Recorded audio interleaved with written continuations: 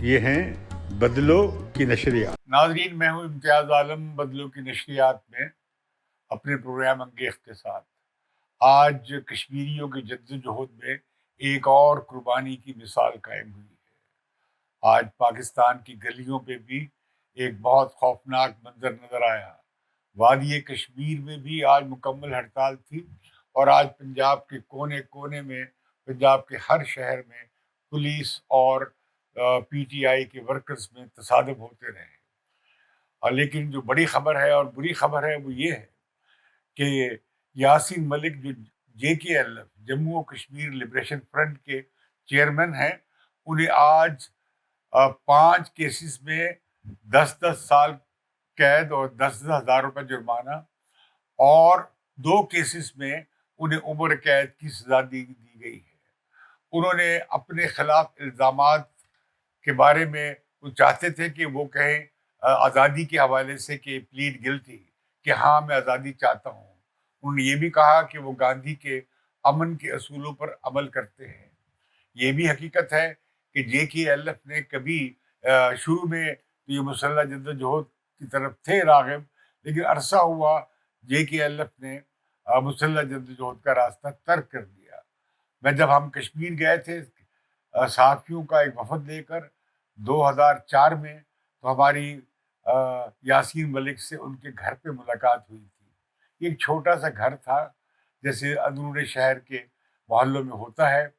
وہاں پہ اس وقت وہ چارٹ لے کے بیٹھے ہوئے تھے اور مہم چلا رہے تھے پورے کشمیر میں دستخطوں کی استصواب رائے کے لیے یا حق خود ارادیت کے لیے، اور وہ لاکھوں دستخط لے چکے تھے۔ بعد ازاں انہوں نے اس کی ایک CD بھارت کے سابق وزیر اعظم منموہن سنگھ کو بھی پیش کی تھی۔ JKLF کے یہ لیڈر جو ہے یاسین ملک کا بہت منفرد مقام ہے۔ یہ بہت آزادی چاہتے ہیں۔ دلچسپ بات یہ ہے کہ ان پر پاکستان سے ساز باز کا اور فورن فنڈنگ کا الزام لگا ہے، اور ان کے یہاں پہ ناطے دہشت گردی تنظیموں سے بنانے کی کوشش کی گئی ہے، لیکن وہ کسی بھی طرح کے مسلح اقدام میں یا دہشت گردی میں ان کے شامل ہونے کی کوئی شہادت نہیں ملی ہے، ورنہ انہیں پھانسی کی سزا ہو جاتی۔ تو اب وہ عمر قید کر دی گئی ہے، اور بھارتی میڈیا کہہ رہے ہیں کہ وہ اب ساری زندگی جو باقی رہ گئی ہے وہ جیل میں سڑیں گے۔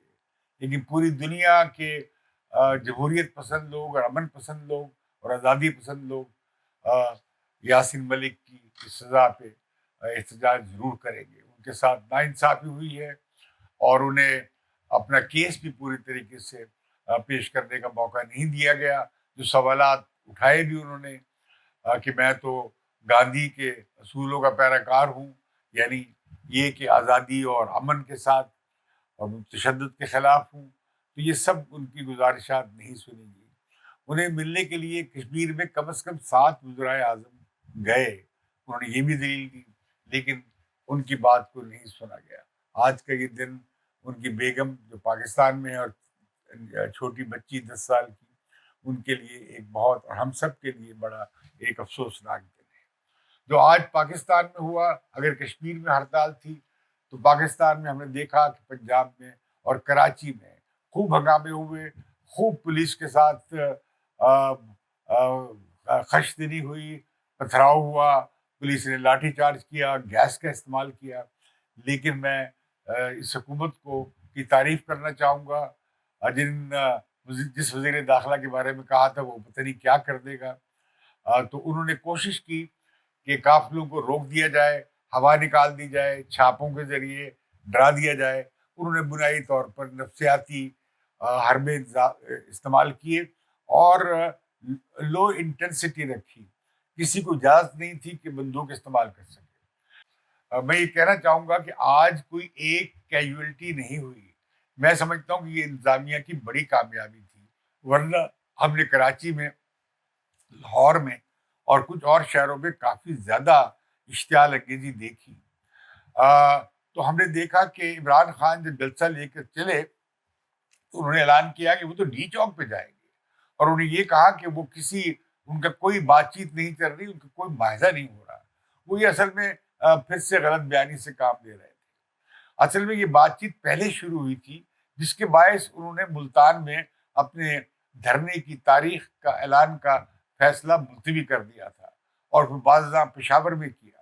اس دوران میں جب بات چیت چل رہی تھی تو مسلم نواز اور اتحادیوں کے کچھ حصہ تیار ہو چکا تھا کہ ہم نے انتخابات کا اعلان کر دیتے ہیں، لیکن عمران خان نے دیکھا، اور اس فیصلے میں اسٹیبلشمنٹ بھی شامل تھی، اور وہ یہ فیصلہ تقریباً کر چکے تھے، لیکن عمران خان نے دھرنے کا اعلان کر دیا، اور 25 تاریخ کو انہوں نے کہا کہ وہ اسلام آباد جائیں گے۔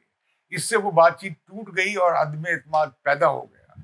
آج جب وہ چلے پشاور سے بذریعہ ہیلی کاپٹر وہ آئے ثوابی، اور وہاں سے جب وہ جلوس لے کے چلے تو اس میں کوئی 10,000 سے زیادہ لوگ نہیں تھے، حالانکہ وہاں پہ کوئی بندش نہیں تھی، اور پوری ان کے ساتھ شامل تھی صوبائی انتظامیہ بھی، بلکہ یہ کہ مختلف ڈپارٹمنٹس کی ٹرینیں بھی تھیں تاکہ وہ ہٹا سکے۔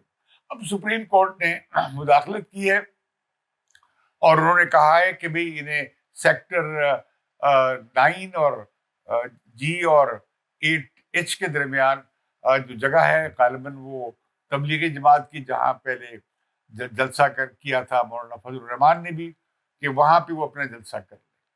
اب سپریم کورٹ نے PTI نے اپنے 4 لوگوں کی کمیٹی بنائی تھی، اسی طرح حکومتی کمیٹی بھی تھی، انہوں نے مل کر یہ معاملات طے کیے، اور سپریم کورٹ نے حکم یہ دیا ہے کہ جو 16 MPوں کے تحت لوگ گرفتار ہیں رہا کر دیے جائیں، کسی وکیلوں کو بھی رہا کر دیا جائے، اور PTI کے کسی سیاسی ورکر کو گرفتار نہ کیا جائے، اور یہ کہ تشدد کا استعمال نہ ہو، غیر ضروری طاقت کا استعمال نہ ہو۔ اور انہوں نے یہ بھی پوچھا کہ PTI بھی امن و امان کی یقین دہانی کرائے، جو کرائی گئی، لیکن انہوں نے یہ بتانے سے انکار کر دیا کہ ان کا جلسہ کتنے دن چلے گا، اور لہذا یہ ہوا کہ ایک طرح سے اس پہ کوئی لمٹ نہیں لگائی گئی۔ پہلے عدالت کی آبزرویشن میں یہ بات آئی تھی کہ وہ ٹائم بتائیں کہ کب سے کب ہوگا، اور ہم آپ کو کھلا بلیک اینڈ چیک نہیں دے سکتے، لیکن بعض اس طرح کی قطرہ نہیں لگائی گئی ہے۔ ابھی کمشنر کے دفتر میں اجلاس ہو رہا ہے، لگ یہ رہا ہے کہ عمران خان کے راستے سے رکاوٹیں ہٹا دی گئی ہیں، اور وہ تھوڑی ہی دیر میں، گھنٹے 2 گھنٹے میں پہنچ جائیں گے مری روڈ پہ، یا یہ جو شاہراہ کشمیر ہے وہاں پہنچ جائیں گے اور اپنا جلسہ کر سکیں گے۔ مجھے نہیں لگتا کہ عمران خان جلسہ ختم کر کے چلے جائیں گے، وہ اپنے مطالبے کے لیے وہاں دھرنا مار کے بیٹھیں گے، اور یہ معاملہ کئی دن تک چلے گا۔ عمران خان کو بھی اس سے بڑا سیاسی فائدہ ملا ہے، پورے پنجاب میں ان کے لیے ہنگامے ہوئے ہیں، اور ان کے ورکرز باہر نکل کر آئے ہیں، اتنی بڑی تعداد میں نکل کر نہیں آئے، لیکن یہ بڑی ایکسرسائز تھی عمران خان کی، بھلے ان لوگوں کو جانے نہیں دیا گیا۔ اگر میرا خیال میں جانے بھی دیا جاتا تو یہ کوئی بہت بڑا تاریخی اجتماع نہ ہوتا، اس کی تعداد 50,000 60,000 کے درمیان رہتی، یا لاکھ سے کم از کم رہتی، تو یہ بیٹھے رہتے ہیں۔ بس صرف اختلاف اس بات پہ تھا کہ یہ دارالحکومت کو اپنے قبضے میں نہ لے لے، اپنے یرغمال نہ بنا لے، تو وہ ایک خطرہ تھا۔ آج شاہ محمود قریشی نے بھی اعتراف کر لیا کہ آج جو ملک کا جو سین بنا ہے، وہ IMF والے کیا سوچ رہے ہوں گے۔ بھائی آپ یہ سین 25 تاریخ کی تاریخ آپ نے کیوں رکھی؟ آج پورے دنیا میں کشمیری افسردہ ہیں اور غصے میں ہیں، اور آج آپ نے 25 تاریخ کی تاریخ رکھی، اور آپ کو معلوم تھا کہ IMF کے ساتھ پاکستان کی بات چیت پاکستان کی اقتصادی استحکام کے لیے کتنی ضروری ہے۔ میں سمجھتا ہوں کہ سیاست کو اس حد تک نہیں جانا چاہیے۔ ابھی ایک طرح کا ڈراپ سین ہو گیا ہے، جو تاریخی اجتماع جو تھا 20-25 لاکھ لوگوں کا، وہ نہیں ہوا، لوگ اتنی بڑی تعداد میں نکل کر نہیں آئے، لیکن آج بھی رات تک عمران خان کا خوب جلسہ جمے گا، اور وہ اپنے مطالبات سامنے لے کر آئیں گے، اور غالباً میں سمجھتا ہوں کہ وہ بیک فائر بھی کر سکتے ہیں۔ اب حکومت اور ریاست کی ادارے ان کی ڈکٹیٹس کے سامنے سر نہیں جھکائیں گے، لیکن میں سمجھتا ہوں کہ یہ سیاسی بحران چلتا رہے گا، جو ملک کے لیے ٹھیک نہیں ہے۔ بہتر ہوتا کہ جیسے کہ تجویز کیا بھی گیا عمران خان کو، وہ پارلیمنٹ میں واپس آئیں، انتخابی اصلاحات کریں، اور اگلے انتخابات کے قواعد طے کریں، تاکہ اگلے انتخابات پہ بھی کوئی اختلاف نہ ہو جائے. اس حکومت کو آئینی اور قانونی طور پہ تو یہ جواز حاصل ہے کہ یہ اپنی ٹینیور پوری کرے، لیکن یہ اپنی ٹینیور پوری نہیں کر سکتی. لیکن انہیں کچھ تو وقت ملنا چاہیے تھا معیشت کی صورتحال کو بہتر بنانے کے لیے. یہ بات عمران خان کے سیاسی فائدے میں تھی، کیونکہ یہ لوگ پھر عمران خان جو ملبہ چھوڑ کر گئے ہیں، معاشی ملبہ، مہنگائی کا اور افراط زر کا اور یہ کرنٹ اکاؤنٹ ڈیفیسٹ کا اور بجٹ ڈیفیسٹ کا، اس کا بوجھ اس حکومت پر پڑتا. اور انہوں نے جو سخت فیصلے لینے ہیں، ان کی اس میں سیاسی ساکھ بھی کمزور ہوتی. یہ عمران خان کے فائدے میں تھا، وہ انہیں کرنے دیتے. لیکن عمران خان بہت جلدی میں وہ سمجھتے ہیں کہ شاید ان کی یہ ویو، ان کی جو لہر ہے جو انہوں نے پیدا کی ہے، وہ زیادہ دیر برقرار نہ رہ سکے.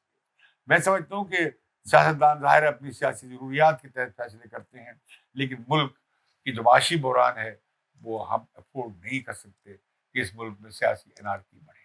مجھے اجازت دیجیے بدلوں کی نشریات سے، اور اسے ضرور سبسکرائب کیجیے. اگلے پروگرام میں پھر حاضر ہوں گے. آپ کا شکریہ.